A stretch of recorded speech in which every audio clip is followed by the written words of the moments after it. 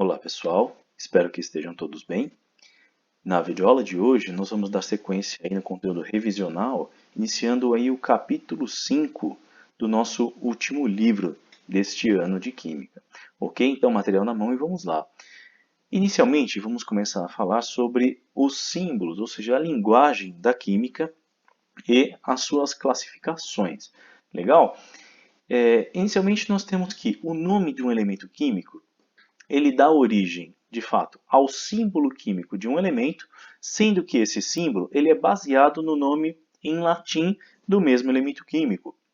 Como exemplo, nós temos o sódio, cujo nome em latim é natrium, e o símbolo químico baseado no nome em latim é o Na.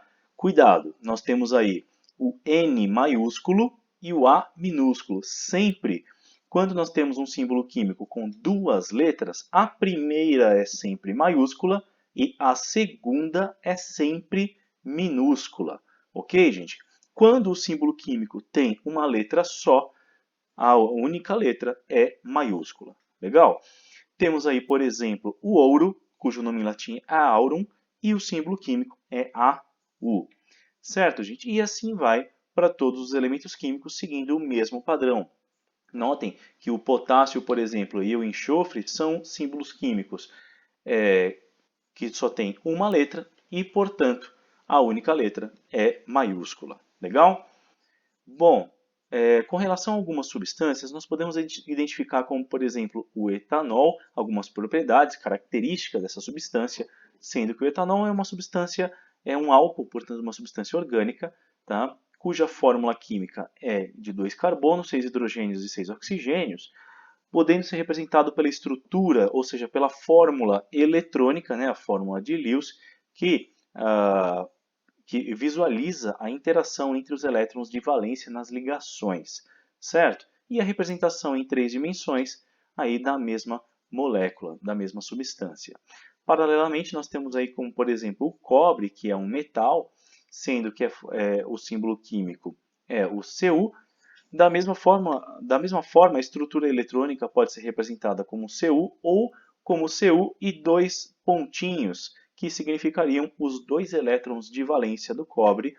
E o cobre, sendo um metal, ele se associa a outros metais numa estrutura de ligação metálica. É uma estrutura também com partes cristalinas. Ok? Temos, por outro lado, o cloreto de sódio, uma substância iônica, né? O famoso sal de cozinha.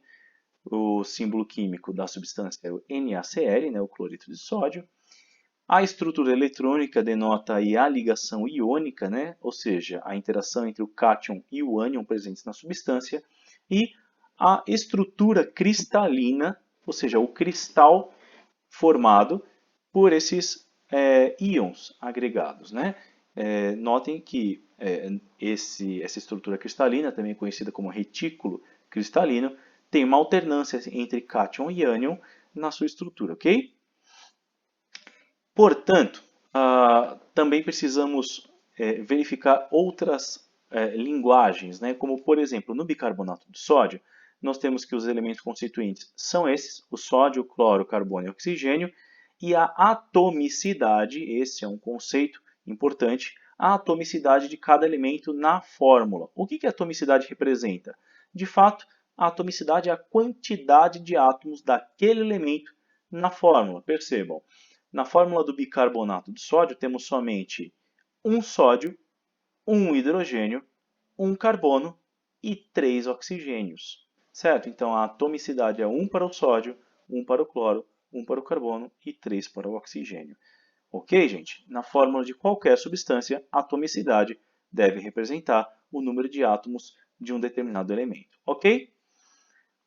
De forma similar, nós podemos representar, então, os elementos a partir da fórmula de Lewis, como nós já vimos, que mostra na forma de pontinhos ou bolinhas os elétrons da camada de valência, ou seja, aqueles elétrons que de fato vão interagir numa ligação química.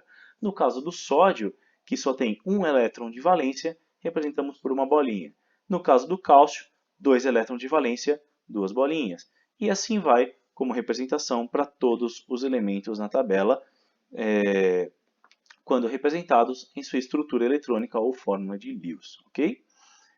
A água, por exemplo, é uma substância formada por ligações covalentes e temos aí a estrutura de Lewis e, na verdade, ainda está faltando um par de elétrons, né? Na prática, nós teríamos isso daqui, ó, ainda, certo? Ou seja, estão faltando aí no material de vocês somente 2 pontinhos a mais. Mas tudo bem, vocês podem corrigir, ok? E a água, portanto, sendo representada na fórmula de Lewis, com as ligações covalentes do oxigênio com os hidrogênios.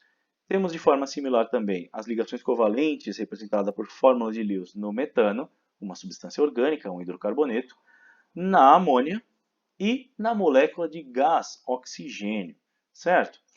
Na molécula de água, nós temos outras representações. Naturalmente, a fórmula estrutural, que omite aí os elétrons de valência e só denota na forma de traços as ligações covalentes. E o modelo de esferas e varetas, né? Ou seja, o modelo que pode ser utilizado para visualizar em 3 dimensões a mesma molécula. O mesmo para o metano, por exemplo, ok? Já dada na sua fórmula estrutural também a geometria molecular, já na forma adequada, tanto na forma estrutural como no modelo de esferas e varetas, ok? Bom, quanto à classificação das substâncias, nós temos 2 tipos. As substâncias simples, tal como o gás nitrogênio, que a molécula, a substância, é feita somente de um tipo de elemento, que é o nitrogênio. É formada por átomos de um elemento só, o átomo do elemento nitrogênio. E, de outro lado, nós temos as substâncias compostas, tal como a água, que já não é uma substância simples porque é formada por mais de um tipo de elemento. É formado por oxigênio e por hidrogênio. Legal? Com relação às substâncias simples, nós temos aí o fenômeno da alotropia, em que substâncias diferentes, substâncias simples diferentes, são formadas pelo mesmo elemento, como por exemplo o gás oxigênio, esse é o mesmo gás que nós respiramos, e o gás ozônio, que já é um gás irritante para as vias aéreas e para os olhos, e além de tóxico. Ok, gente? E, no entanto, embora sejam substâncias diferentes, são formadas pelo mesmo elemento. Então, esse é o fenômeno da alotropia. Essas substâncias são consideradas alótropos ou formas alotrópicas do mesmo elemento. Ok? No caso aí, formas alotrópicas do oxigênio. O mesmo acontece com o carbono quando comparamos a estrutura da grafite, que é uma substância, com o diamante, que é outra substância, sendo que ambas substâncias são formadas apenas por átomos de carbono. Beleza, gente? Então temos aí mais 2 substâncias que são alótropos ou formas alotrópicas do carbono. Beleza então, gente? Bom, espero que vocês tenham entendido, espero que tenham gostado. Até a nossa próxima videoaula e que a força esteja com vocês. Valeu, pessoal, até a próxima!